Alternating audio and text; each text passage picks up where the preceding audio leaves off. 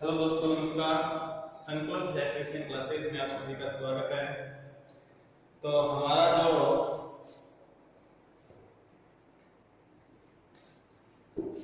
Chapter चल रहा था उसका नाम है घरेलू वैद्युतिक उपकरण, यानी कि घरों के अंदर जितने भी उपकरण हम काम में लेते हैं। तो दोस्तों हमारे चैप्टर का नाम क्या है? घरेलू वैद्युतिक उपकरण। घरेलू वैद्युतिक उपकरण के अंदर अपन ने पार्ट 2 पढ़ दिए। आज जो हमारा नया पार्ट होगा वो होगा पार्ट 3। इससे पहले वाले क्लास के अंदर अपने जो लास्ट टॉपिक पढ़ा था वो था हमारे पास विद्युत प्रेस, यानी कि विद्युत प्रेस जो होती है वो किस प्रकार से काम करती है। विद्युत प्रेस के मुख्य मुख्य भाग कौन कौन से होते हैं, विद्युत जो प्रेस होती है वो कितने प्रकार की होती है, इन सभी के बारे में हमने चर्चा की थी। इसके बाद जो आज हम नया टॉपिक लेके आएंगे वो होगा हमारा इमर्शन हीटर। तो आज की नई हेडिंग डालो इमर्शन हीटर। देखो दोस्तों, इमर्शन नाम आपने नहीं सुना हुआ, लेकिन आपने इसको उपयोग में बहुत लिया है। इमर्शन हीटर जिसको अपन बोलते हैं इमर्शन रोड, तो इसका दूसरा नाम क्या होता है? Immersion road. और देखो रोड अपन काम में लेते हैं ना पानी को गर्म करने के लिए, तो देखो इसका उपयोग पानी को गर्म करने के लिए किया जाता है। इसका उपयोग पानी को गर्म करने के लिए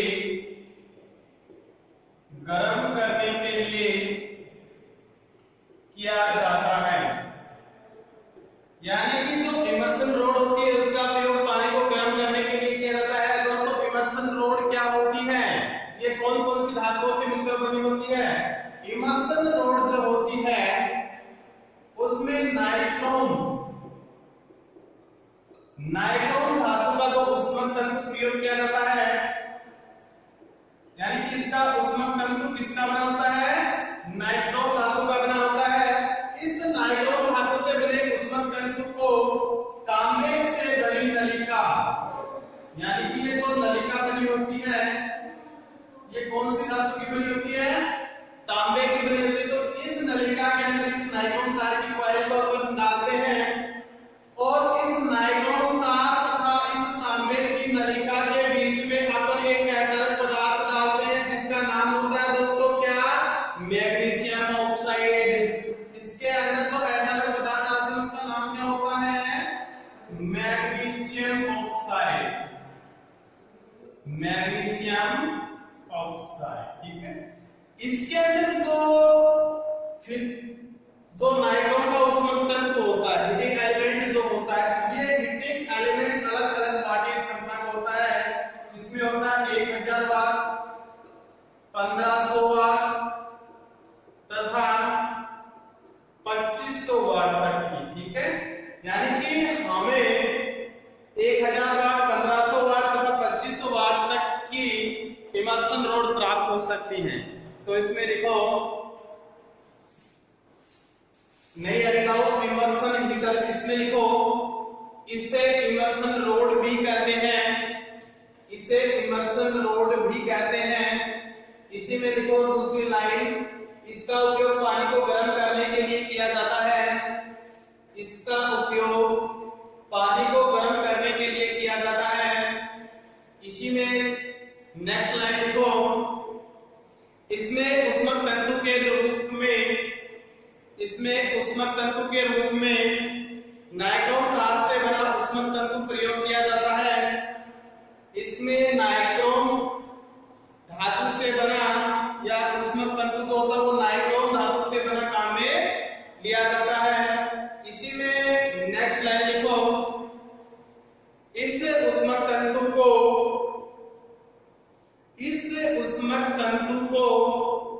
पित्तल की नली, ये जो नली होती है किसकी बनी होती है? पित्तल से। ये नाइट्रोन, इसके बीच में जो अचालक पदार्थ होता है वो मैग्नीशियम ऑक्साइड। तो लिखो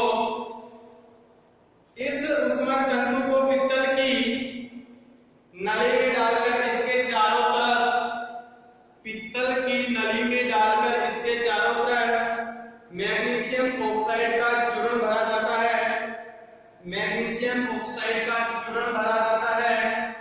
इसी में लिखो नेक्स्ट लाइन, इसकी वाटेज क्षमता, इसकी वाटेज क्षमता, इसकी वाटेज क्षमता, ठीक है, इसकी वाटेज क्षमता 1000 वाट, 1500 वाट, 2500 वाट तक की होती है।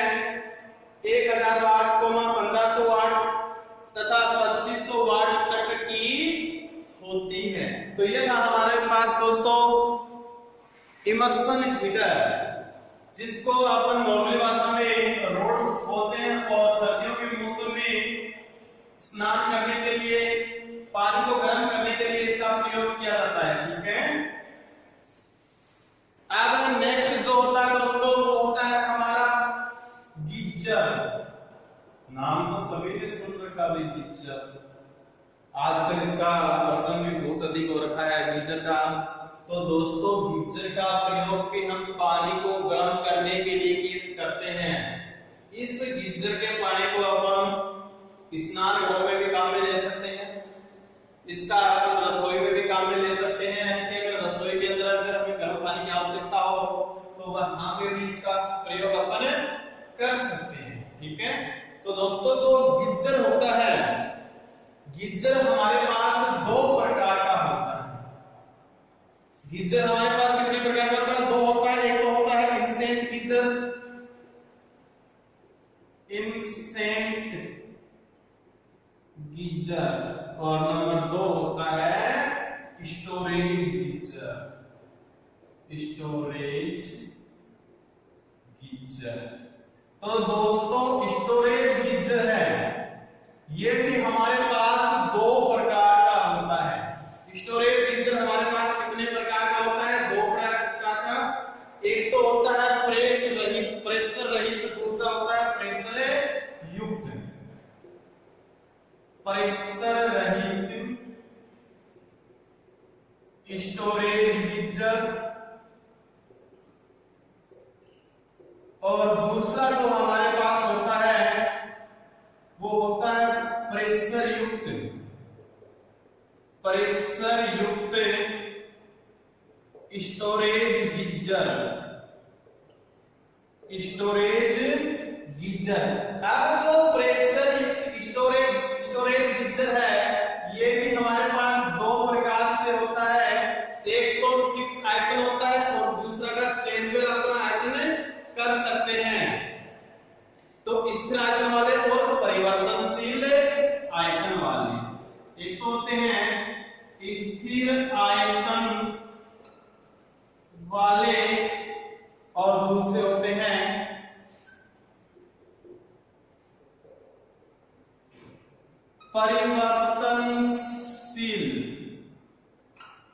परिवर्तनशील आयतन वाले। ठीक है, तो गीजर है हमारे पास दो प्रकार से बटा होता है। एक तो होता है इंसेंट गीजर, दूसरा होता है स्टोरेज गीजर। ये दोहरी परतों से मिलकर बने होते हैं, ये भी दोहरी परतों से मिलकर बने होते हैं। इसके बारे में एक्सप्लेन करेंगे अपन। इसके बाद होता है प्रेशर रहित स्टोरेज गीजर, प्रेशर युक्त स्टोरेज गीजर।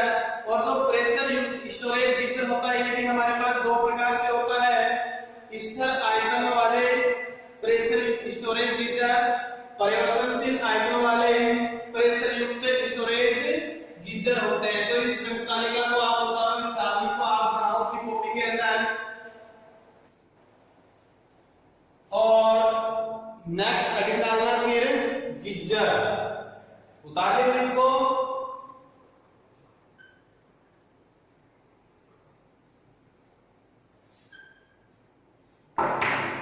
गीजर, इसमें लिखो इसका उपयोग भी जल को गर्म करने के लिए किया जाता है। इसका उपयोग भी जल को गर्म करने के लिए किया जाता है। नेक्स्ट लाइन में लिखो इसको स्नानघर,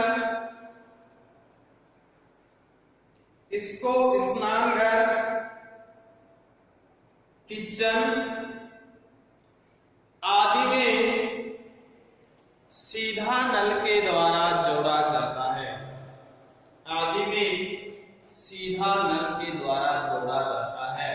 सीधा जो गीजर से पाइप इनलेट पाइप निकलती है उसको नली से जोड़ देते हैं और ये नली हमारे रसोई घर में चली जाती है। यहाँ पे अपन कोई भी नल लगा देते हैं जिसको टूटी बोलते हैं, टूटी लगा देते हैं और वहां से अपन गर्म पानी किसी भी पात्र में ले सकते हैं। तो डायरेक्टली इसमें नली के द्वारा पानी आ जाता है। ठीक है, अब लिखो गिज्जर निम्न दो प्रकार के होते हैं।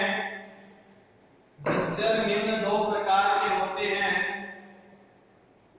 गिज्जर निम्न दो प्रकार के होते हैं। दो प्रकार आपको बताए हुए, एक तो होता है इंस्टेंट गीजर और दूसरा होता है स्टोरेज गीजर। इंस्टेंट गीजर और दूसरा होता है दोस्तों स्टोरेज गीजर। देखो नाम से पता चल रहा है जितना पानी उसके अंदर है उसको वैसा का वैसा एक साथ बाहर निकाल देते हैं। स्टोरेज गीजर यानी कि जितना हमें पानी की आवश्यकता होती है उतना थोड़ा थोड़ा करके पानी अपन बाहर निकाल सकते हैं। तो ये इन दोनों में डिफरेंट होता है। तो इन दोनों को लिखकर लिखो number 1 point instant geyser. Instant geyser. अब इंस्टेंट गीजर जो होता है उसके जो टंकी बनी होती है वो टंकी होती है दोस्तों बेलना आकार की। किस प्रकार की होती है? बेलना आकार की होती है। इसमें यू आकार की क्या लगी होती है?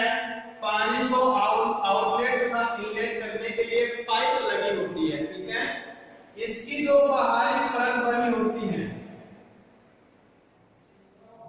इंस्टेंट गीजर जो होता है इसकी जो बाहरी परत बनी होती है वो बनी होती है दोस्तों माइल्ड स्टील की। माइल्ड इसकी दोस्तों जो बाहरी परत बनी होती है वो माइल्ड स्टील की बनी होती है और इसके जो आंतरिक परत बनी होती है दोस्तों वो किसकी बनी होती है? कॉपर की अर्थात तांबे की बनी होती है। किसकी बनी होती है? बाह्य परत तांबे की बनी होती है और तांबे के जो आंतरिक सतह होती है टिन आलेपित होती है। यहाँ पे किसका लेप कर दिया जाता है? टिन का लेप कर दिया जाता है। कौन सी धातु का? टिन का लेप कर दिया जाता है। ठीक है, अब बाह्य परत और आंतरिक परत के मध्य ग्लास धूल रख दिया जाता है। ग्लास धूल यानी कि धूल यानी कि ऊन होती है ना, वूल ऊन यानी कि ग्लास जो शीशा होता है उसका बारीक कटा हुआ और ऊन जैसा पदार्थ इसके बीच में अपन डाल देते हैं और ये ग्लास धूल जो होती है ये उष्मा का अवरोधक होती है यानी कि उष्मा को ग्रहण नहीं करती है।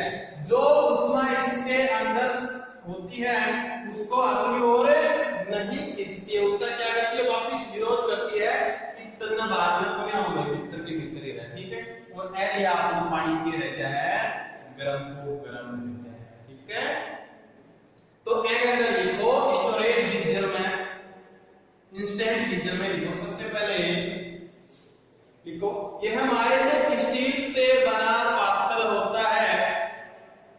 यह माइल्ड स्टील से बना बेलनाकार पात्र होता है। ऐसे लिखे ना, बेलनाकार पात्र होता है। नेक्स्ट लाइन लिखो इसमें उष्मक तंतु को ऊर्ध्वाधर रखा जाता है। इसमें जो उष्मक तंतु उसको बिल्कुल क्या रखा जाता है? ऊर्ध्वाधर। ऊर्ध्वाधर का मतलब हमेशा 90 डिग्री पर यह खड़ा हुआ इसका उष्मक तंतु रखा जाता है। तो लिखो इसका उष्मक तंतु ऊर्ध्वाधर रखा जाता है। नेक्स्ट लाइन इसी में लिखो इसकी आंतरिक सतह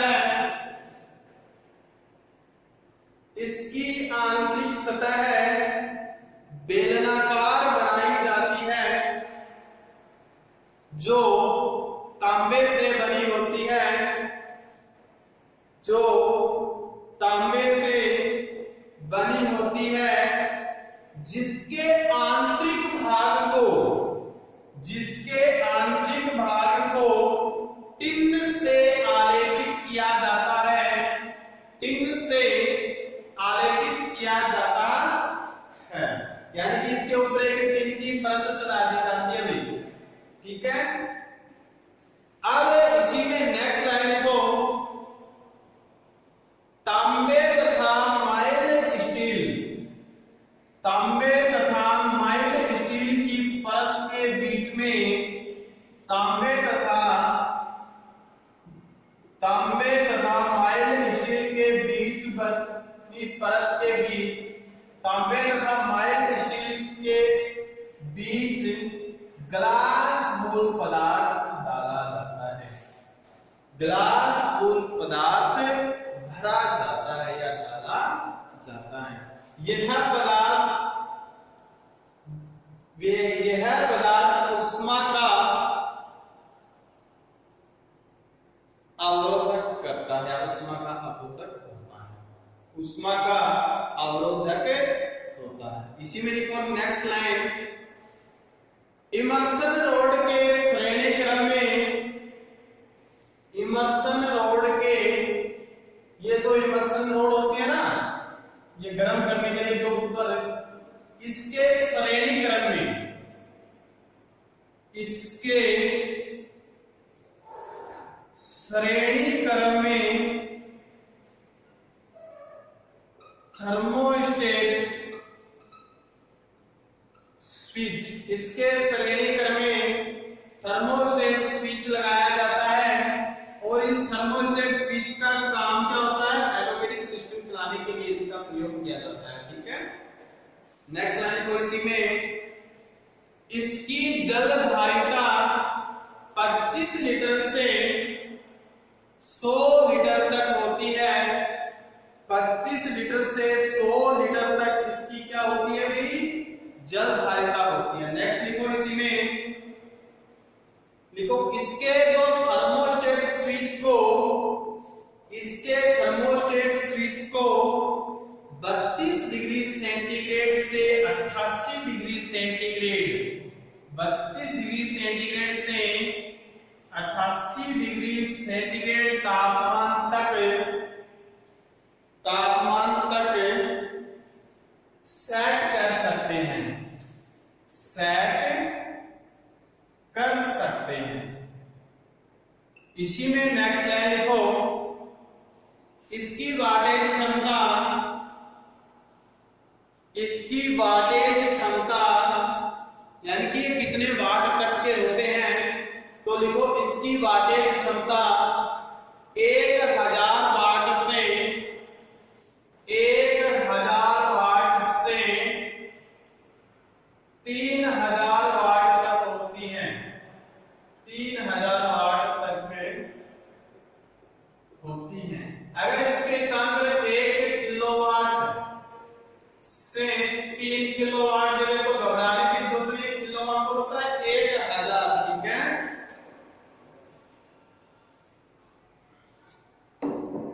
अब जो हमारे पास 2 नंबर पे आता है वो होता है स्टोरेज गीजर। तो स्टोरेज गीजर जो होता है उसके आंतरिक पर बाह्य परत किसकी बनी होती है, इसमें अलग से क्या होता है, इसके बारे में थोड़ी चर्चा करेंगे। तो नंबर 2 की हेडिंग डालो स्टोरेज गीजर।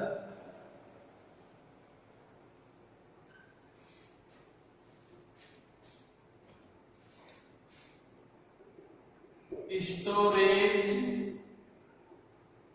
गीजर, और स्टोरेज गीजर के अंदर आप फर्स्ट लाइन लिखो, यह दोहरी दीवारों से बना होता है, यह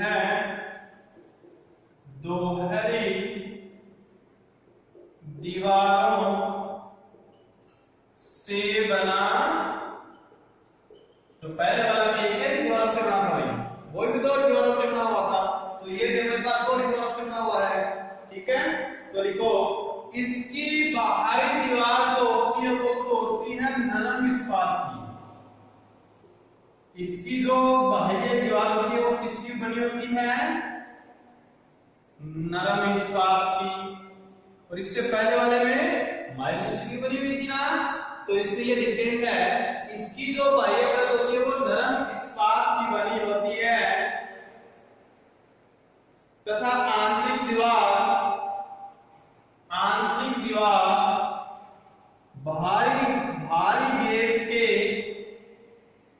भारी गेज के तांबे की शीट से बनी होती है, भारी गेज के तांबे की शीट से बनी होती है। नेक्स्ट लिखो, इन दोनों परतों के बीच ग्लास वूल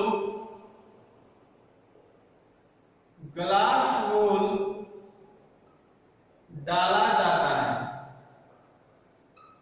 इन दोनों परतों के बीच ग्लास वूल डाला जाता है। नेक्स्ट लाइन इसी में लिखो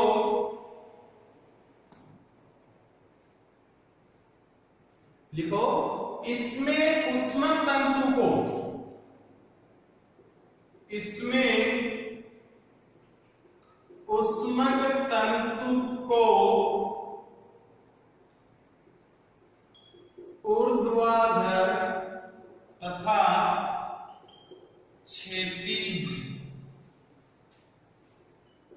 दोनों अवस्था में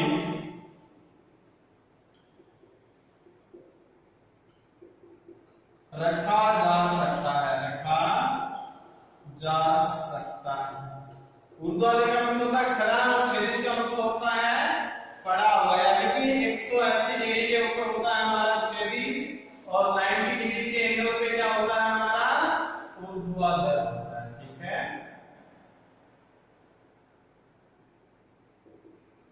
कितने डिग्री पे होता है 90 डिग्री। ठीक है, इसमें लिखो स्टोरेज गीजर निम्न दो प्रकार के होते हैं। स्टोरेज गीजर निम्न दो प्रकार के होते हैं। नंबर 1 लिखो प्रेशर रहित स्टोरेज गीजर। नंबर 1 लिखो प्रेशर रहित स्टोरेज गीजर।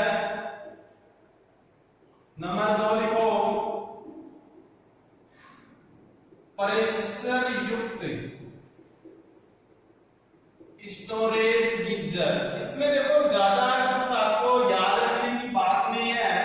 प्रेशर रहित यानी कि प्रेशर रहित वाले के अंदर प्रेशर नहीं लगता।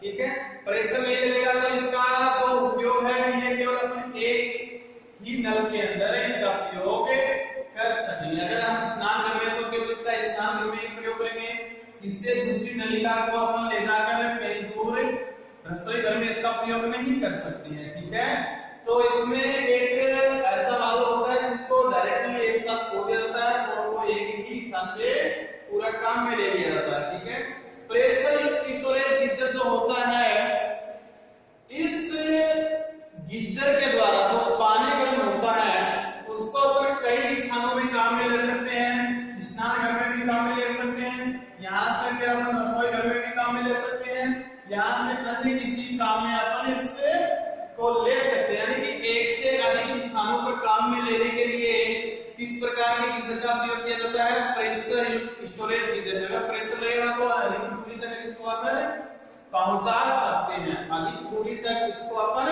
पहुंचा सकते हैं। तो नंबर 1 पॉइंट डाल के लिखो आप प्रेशर रहित स्टोरेज गीजर। प्रेशर रहित स्टोरेज गीजर, इसमें लिखो नंबर 1 पॉइंट लिखो आप प्रेशर रहित स्टोरेज गीजर में आप नंबर 1 पॉइंट लिखो इसका उपयोग एक ही स्थान पर पानी प्रयोग करने के लिए किया जाता है। इसका उपयोग एक ही स्थान पर पानी प्रयोग करने के लिए किया जाता है। नंबर 2 की अड़ी डालो प्रेशर युक्त स्टोरेज गीजर। प्रेशर युक्त स्टोरेज गीजर। जो प्रेशर युक्त होता है इसमें प्रेशर ना तो लिखो, इसमें सिस्टर्न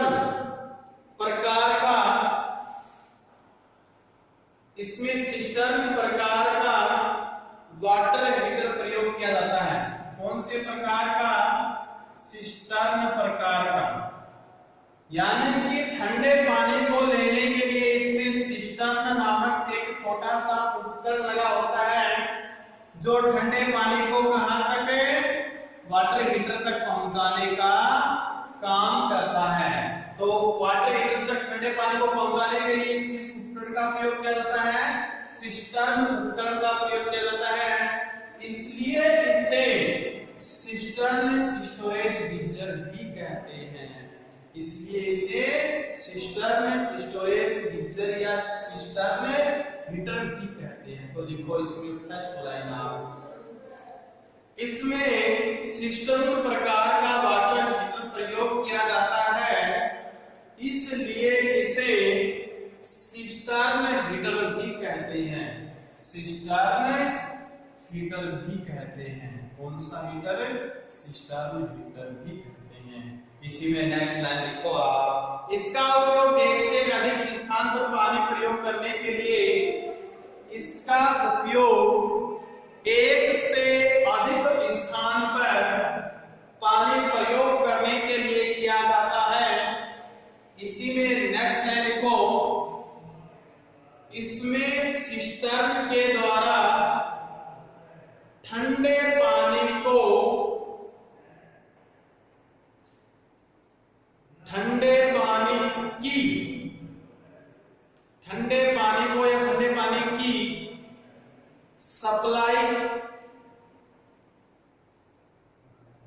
ठंडे पानी की सप्लाई, वाटर हीटर को प्रदान की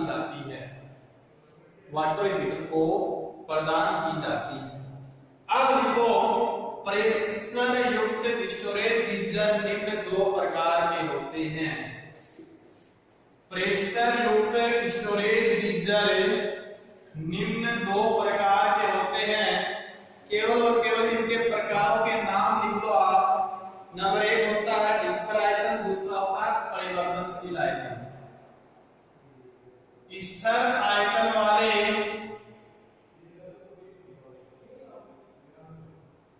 स्टोरेज गीजर नंबर 2 पे होता है परिवर्तनशील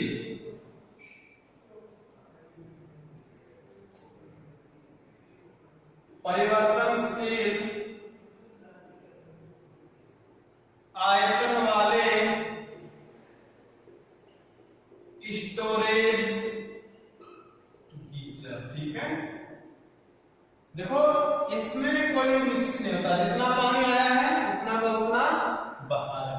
लेकिन परिवर्तनशील जो होता है इसमें अनेक जगह पर पानी जाता है, तो जो ठंडा पानी और गर्म पानी दो होता है। एक तो होता है ठंडा पानी, दूसरा आता है गर्म पानी। तो जब ठंडा पानी जाता है तो इसका वाल्व बंद हो जाता है और ये घटकर क्या हो जाता है दोस्तों? कम हो जाता है, और गर्म पानी इसलिए वो बाहर निकल जाता है। अन्यथा ये घटेगा नहीं, बराबर चलेगा तो दोनों पानी एक साथ बाहर निकलने की संभावना हो जाती है। ठीक है, जैसे अपन आजकल देखो एक टंकी साइज की आती है, उसमें ठंडा पानी डालते हैं, गर्म पानी नीचे की तरफ चला जाता है ना, सेम वही इसमें होता है। ठीक है,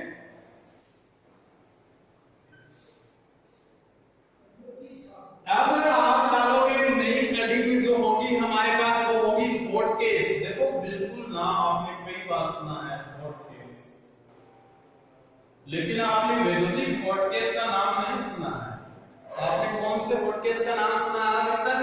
जो हम रसोई घरों में नॉर्मली काम में लेते हैं, रोटी पक जाती है उसको रखने के लिए, या हॉट केस जो हम लंच बॉक्स काम में लेते हैं, उसी के बारे में आपने सुना होगा।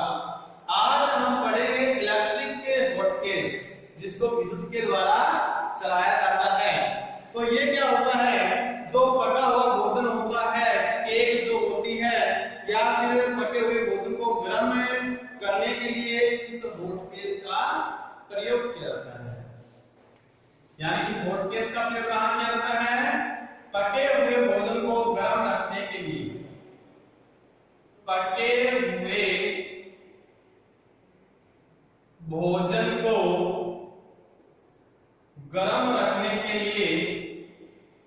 गर्म रखने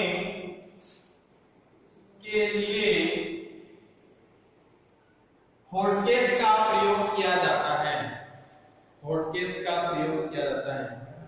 देखो इसका बॉक्स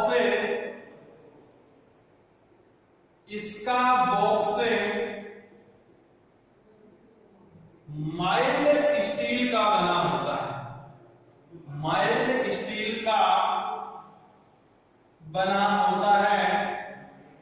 इसका बॉक्स किसका बना होता है? कौन सी धातु का बना होता है? माइल्ड स्टील नामक धातु का इसका बॉक्स बना होता है। इसकी जो लंबाई चौड़ाई ऊंचाई होती है वो होती है दोस्तों 50 centimetre into 50 centimetre into 40 centimetre. देखो इसका आकार लगभग 50 centimetre into 50 centimetre into 40 centimetre होता है। इसमें देखो नेक्स्ट, इसके तली भाग में जो नीचे का भाग आधार भाग होता है उसमें इसके तली भाग में 750 वाट या 1000 वाट 750 वाट या 1000 वाट तक का उष्मक तंतु जो बंद प्रकार का होता है, प्रयोग में लिया जाता है।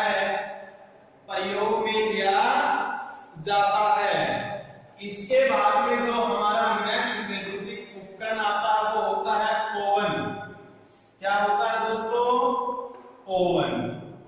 ओवन एक ऐसा वैद्युतिक उपकरण है जिसमें अपन भोजन को पका सकते हैं, पके हुए भोजन को गर्म भी रख सकते हैं। ठीक है, तो लिखो ओवन। ओवन में आप लिखो इसका उपयोग भोजन को पकाने,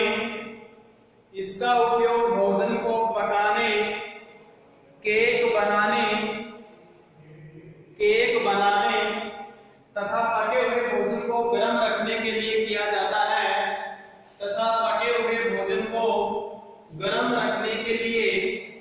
किया जाता है। इसी में नेक्स्ट लाइन लिखो, यह निम्न दो प्रकार के होते हैं। दोस्तों ओवन जो है हमारे पास ये कितने प्रकार का होता है? 2 प्रकार का होता है। एक होता है उष्मक तंतु प्रकार का, एक होता है माइक्रोवेव उष्मक तंतु प्रकार का। दूसरा होता है माइक्रोवेव प्रकार का। ओवन देखो, ओवन का प्रयोग कहां पे किया जाता है? भोजन को बनाने, केक को बनाने, जो भी हमारे पास पका हुआ भोजन है उसको गर्म रखने के लिए इसका प्रयोग किया जाता है। ये हमारे पास 2 प्रकार से होता है। एक होता है उष्मक तंतु वाला, दूसरा होता है माइक्रोवेव प्रकार का। उष्मक तंतु वाला क्या होता है? उष्मक तंतु वाला होता है उसमें हीटिंग एलिमेंट जो नाइट्रॉन का लगा होता है। ठीक है, माइक्रोवेव में किसी भी प्रकार का हीटिंग एलिमेंट नहीं होता है। इसमें आवर्ती उत्पन्न की जाती है। इसमें तकरीबन 30 या 300 मेगाहर्ट्ज से 3000 मेगाहर्ट्ज तक की आवर्ती उत्पन्न की जाती है, जिससे उष्मक विकिरणें निकलती हैं। कौन सी विकिरणें निकलती हैं? उष्मक विकिरणें निकलती हैं। उस उष्मक विकिरण के कारण ओवन के अंदर हीट उत्पन्न होती है और उस हीट के कारण हमारा भोजन गर्म होता है, ऊष्मा लेता है और उससे हमारा भोजन पककर तैयार हो जाता है। तो केवल इसमें यही डिफरेंट होता है कि उष्मक तंतु इसमें लगा होता है, इसमें किसी प्रकार का उष्मक तंतु नहीं लगा होता है। इसमें अधिक हर्ट्ज की आवर्ती उत्पन्न की जाती है, जिससे उष्मक किरणें निकलती हैं, जिसके द्वारा भोजन को पकाया जाता है। ठीक है, तो इसके बाद में पढ़ेंगे माइक्रोवेव प्रकार का जो ओवन है वो किस सिद्धांत पे काम करता है। तो आप लिखो ओवन निम्न 2 प्रकार का होता है। नंबर 1 लिखो उष्मक तंतु प्रकार का और नंबर 2 लिखो माइक्रोवेव प्रकार का। इसके बाद में नंबर 1 क्या डालना आप प्रकार का, ऊष्मक तंतु प्रकार का, ऊष्मक तंतु प्रकार का, इसमें लिखें, इसमें 2500 वाट तक का, इसमें 2500 वाट तक का बंद प्रकार का ऊष्मक तंतु प्रयोग किया जाता है। इसमें 2500 वाट तक का, कितने वाट तक का? 2500 वाट तक का बंद प्रकार का ऊष्मक तंतु प्रयोग किया। देखो आपके सामने नाम आता है बंद प्रकार का, तो बंद प्रकार का ऊष्मक तंतु कैसा होता है कि ये आपके पास कोई भी ऊष्मक तंतु मान लिया, ठीक है। अब ये है हमारे पास खुले प्रकार। अगर हम इसको इस नलिका में डाल देते हैं, नलिका में डालने के बाद में इसके बीच में क्या कोई भी अचालक पदार्थ डाल देते हैं और यहां से इसको बिल्कुल बंद कर देते हैं अचालक पदार्थ के द्वारा, तो ये जो होती है ये होता है बंद प्रकार का ऊष्मक तंतु, ठीक है। इसलिए हम इसको बार-बार बंद प्रकार का ऊष्मक तंतु बोलते हैं। इसमें नेक्स्ट लाइन लिखो, इसमें थर्मोस्टेट तथा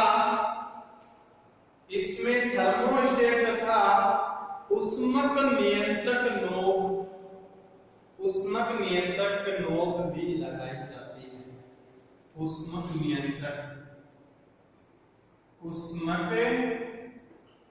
नियंत्रक नोब भी लगाई जाती है। नंबर 2 लिखो दोस्तों, माइक्रोवेव ओवन।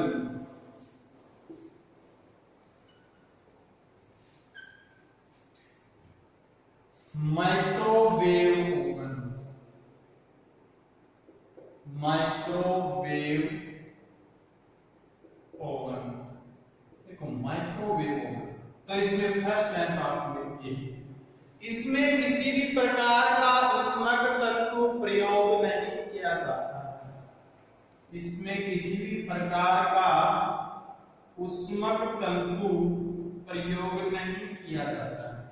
नेक्स्ट लाइन लिखो, इसमें 300 से 3000 मेगाहर्ट्ज, 300 से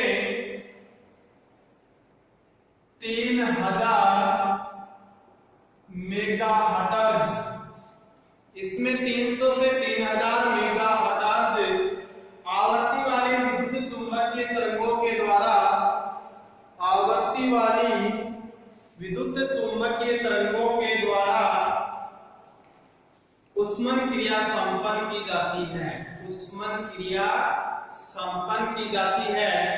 इसमें लिखो नेक्स्ट लाइन में, इसमें भोजन को पकाने के लिए, इसमें भोजन को पकाने के लिए अचालक पदार्थ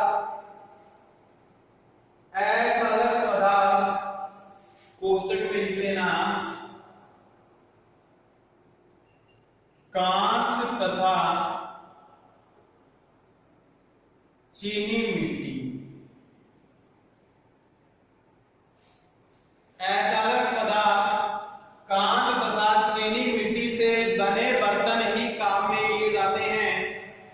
कांच तथा चीनी मिट्टी से बने बर्तन ही काम में लिए जाते हैं।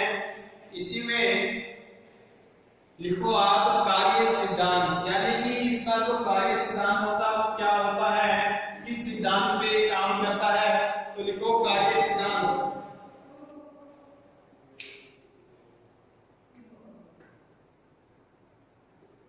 कार्य सिद्धांत, कार्य सिद्धांत में आप लिखो microwave oven, microwave oven dielectric heating, dielectric heating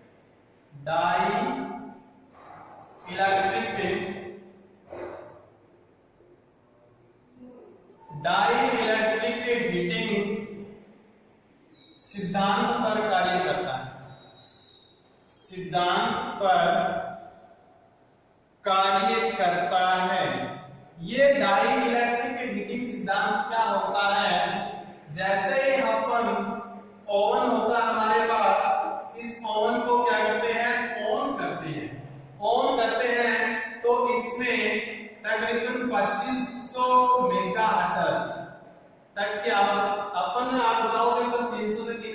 तो 300 से 3000 के बीच में कौन सी भी अगर आप 400 मेगाहर्ट्ज ले सकते हैं, 500, 700, 1200, 2500 तक 3000 तक ले सकते हैं, ठीक है। तो 2500 मेगाहर्ट्ज तक की आवृत्ति उत्पन्न होती है जिसमें उसमें किरण उत्पन्न होगी, उसमें किरण, और ये इन परतों से टकराकर या परावर्तित होकर किस पे पड़ेंगे, अपने यहाँ पे जो भोजन रखा है इस भोजन पे पड़ेंगी, और ये भोजन जो इनके उसमें किरणों के कारण गर्म होगा और अपना भोजन पककर तैयार हो जाएगा। ये होता है डाइइलेक्ट्रिक हीटिंग का सिद्धांत, ठीक है दोस्तों। अब लिखो, अब जो हमारे पास नया होता है, लिखो हीट कन्वेक्टर, हीट कन्वेक्टर। तो नई हेडिंग लिखो दोस्तों, हीट कन्वेक्टर, हीट कन्वेक्टर। हमारे पास जो हीट कन्वेक्टर होता है ये कुछ अलग होता है। इसमें एक तो ब्लोअर लगा होता है, ब्लोअर का प्रयोग हवा देने के लिए करेंगे, तथा दो उष्मक तंतु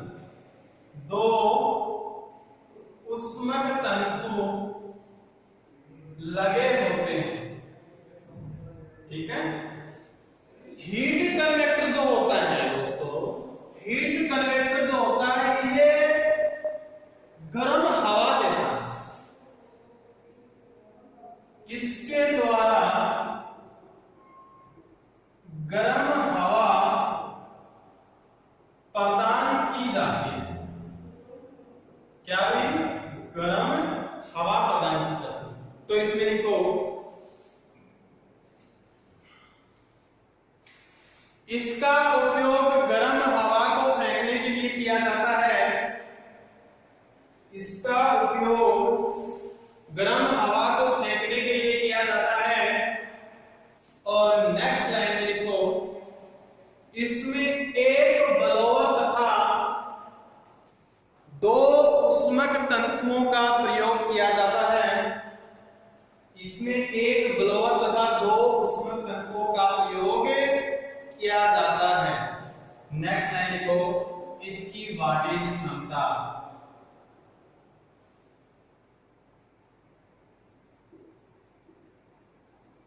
इसकी वाटेज क्षमता 1000 वाट तक होती है। अब देखो, जो हमारा नेक्स्ट टॉपिक होगा वो होगा हेयर ड्रेसर। ये तो तकरीबन सभी बच्चों का देखा हुआ होगा, हेयर ड्रेसर।